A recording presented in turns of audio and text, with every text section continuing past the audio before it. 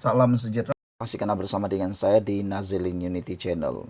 Pendedahan di dalam suaratv.com amat mengejutkan kita semua.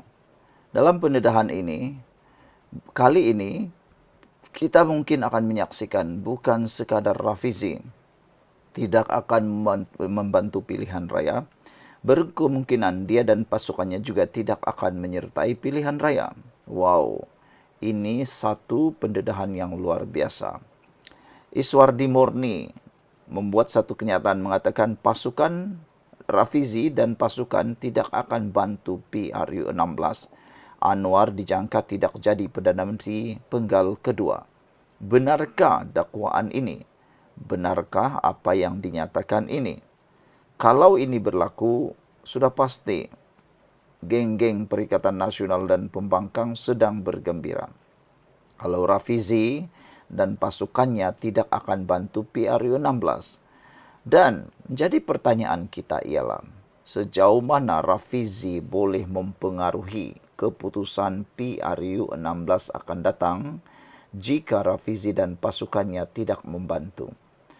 Pada tahun 2020 yang lalu, ketika Rafizi mengambil cuti atau tidak melibatkan diri secara aktif dalam politik bercuti panjang, apa yang terjadi? Berlaku kelesuan dalam PKR dan Pakatan Harapan.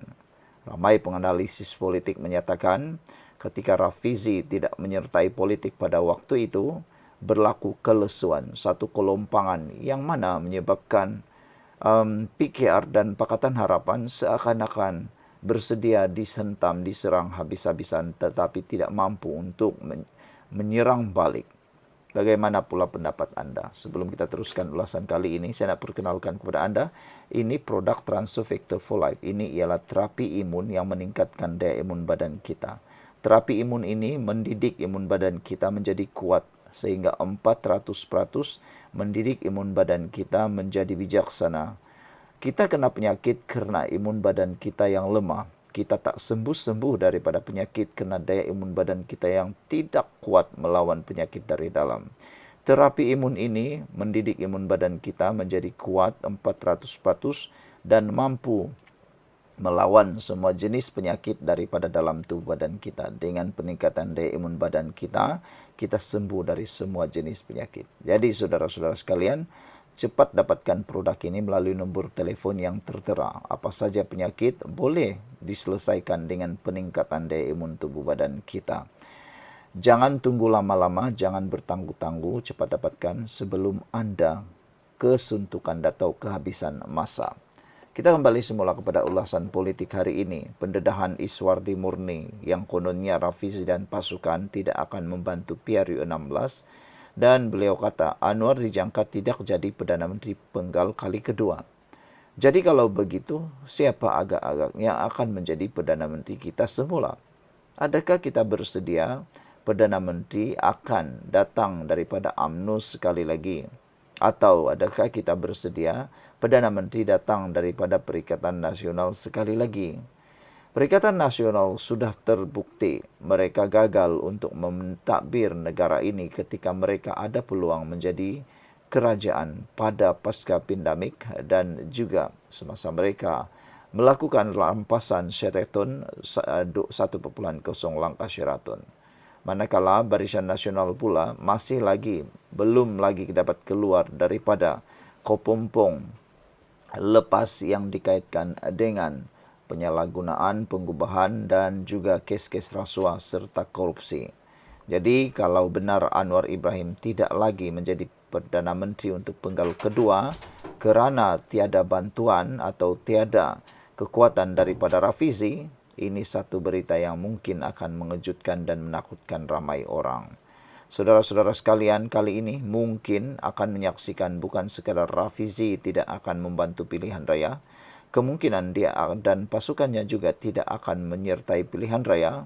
Ini satu tamparan yang besar kepada Anwar Ibrahim. Namun ramai juga yang mengatakan bahawa sebenarnya tanpa kelibat Rafizi pun Anwar Ibrahim masih mampu kuat. Karena kata mereka ketika Anwar Ibrahim memulakan reformasi, Rafizi belum ada lagi waktu itu. Sekian dulu untuk kali ini. Jangan lupa tinggalkan komen Anda. Salam sejahtera, terima kasih karena bersama dengan saya di Nazilin Unity Channel. Ini keputusan terkini perbicaraan Najib Razak di Mahkamah. Mahkamah menetapkan 20 Jun menentukan jika Najib layak dapat DNAA. Wah, kalau Najib dapat DNAA bermaksud kes Najib akan dihentikan sementara waktu. Maknanya beliau dilepaskan tanpa dibebaskan. Jadi, kalau ini berlaku, adakah ini satu petanda bahawa Najib kini di dalam berita yang sangat baik? Saudara-saudara sekalian, Mahkamah Tinggi di sini hari ini menetapkan 20 Jun ini bagi memutuskan sama ada untuk melepas tanpa membebaskan DNAA Datuk Seri Najib Razak daripada 3 tuduhan penggubahan wang haram dana syarikat pelaburan strategik SRC Internasional Sdn Bhd berjumlah 27 juta ringgit. Hakim Mahkamah Tinggi K. Muniandi menetapkan tarikh itu selepas mendengar hujah pihak pendakwaan dan pembelaan sama ada mahkamah wajar memberikan DNAA kepada Najib pada peringkat ini. Peguam mewakili Najib, Tan Sri Muhammad Safi Abdullah, memohon anak guamnya dilepas tanpa dibebaskan daripada 3 tuduhan penggubahan wang haram dan dana syarikat pelaburan strategik SRC Internasional Sdn Bhd berjumlah 27 juta ringgit. Sebelum kita teruskan ulasan kali ini, saya nak perkenalkan kepada anda semua, ini produk Transovector for Life. Ini bukan ubat, tapi ini dapat membantu meningkatkan daya imun badan kita dan menyihatkan kita daripada pelbagai jenis penyakit. Secara ringkasnya, kita kena penyakit kerana daya imun badan kita yang lemah. Kita kena penyakit kerana daya imun badan kita yang bodoh. Apabila daya imun badan kita lemah, kita kena penyakit dan kita susah untuk sembuh. Kalau yang kena kencing manis, sampailah kaki nak kena potong pun tak sembuh-sembuh lagi. Kalau yang kena gout, sampai bengkak tak boleh jalan, tak boleh solat kerana daya imun badan yang lemah. Tetapi dengan adanya Transovector for Life ini, apabila kita makan, ia meningkatkan daya imun badan kita sehingga 400% dan membolehkan tubuh badan kita melawan penyakit daripada dalam, kena imun badan kita yang kuat dan kita sembuh daripada semua jenis penyakit. Jadi siapa yang mahu sembuh, siapa yang mahu sehat, cepat beli produk ini untuk meningkatkan daya imun badan kita. Dan ingat, ini bukan ubat. Ini ialah Transovector for Life yang meningkatkan daya imun badan kita. Kita sehat dan kita disembuhkan bukan kerana ubat, bukan kerana ubat, tapi kerana peningkatan daya imun badan kita. Jadi saudara, cepat dapatkan produk ini melalui nombor yang tertera. Jangan tunggu sampai sudah terlambat barulah kita tengadah. Ingat, waktu kita sehat, duit itu sangatlah kita sayang. Tapi bila kita sudah sakit, duit itu tinggal hanya jadi kertas biasa. Saudara-saudara sekalian, Muhammad Safi membuat permohonan itu selepas timbalan pendakwa raya Ashraf Adrin Kamarul memaklumkan kepada Mahkamah Tinggi bahawa Jabatan Peguam Negara AGC menolak representasi bekas Perdana Menteri itu yang dihantar pada 31 Julai 2023. Saudara-saudara sekalian, apa yang menarik lagi, Muhammad Safi berkata, DNAA sesuai diberi kepada anak guamnya buat masa ini dengan mengambil kira faktor garis masa yang tidak pasti bila perbicaraan kes ini akan bermula.